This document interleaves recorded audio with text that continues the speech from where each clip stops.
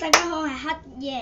今次咧，下一部影片，我有機會，真係有機會啫，有機會會露樣嘅。唔知你哋期唔期待咧？好嘅，咁咧我之前已經露過張台啦。好，即刻入正題。10個人入面有9個人看唔清楚。而呢度你睇到有咩數字咧？睇唔到咧，哈哈。其實我都唔係好睇到，真係非常之難睇。下一個考驗你嘅眼力啦，同樣你可以睇到啲咩數字咧？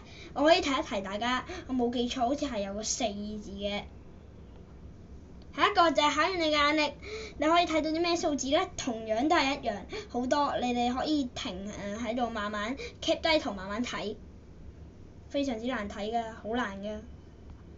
下一個就係考眼力，如果你粗心大意嘅話，只會見到有6隻鴨。但係如果你好細心嘅話，會揾到有14隻。如果你係天才，會見到16隻鴨。好難嘅呢個同樣，好難會見到16隻。正常咧係見到14隻嘅，我都係揾到14隻。16隻非常之難，你可以細心研究一下。仲有一幅圖就係，唔係，好似唔係最後一幅，好似係呢個係。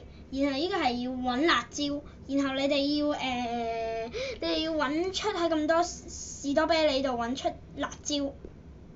哇！呢一個就難啦，你要揾出比卡超，唔知你哋知唔知咩叫比卡超咧？你要揾出比卡超，呢個係我個人認為係最難嘅。仲有一個就係你揾出冇戴眼鏡嘅馬騮，呢個唔算好難，你哋自己都會睇啦。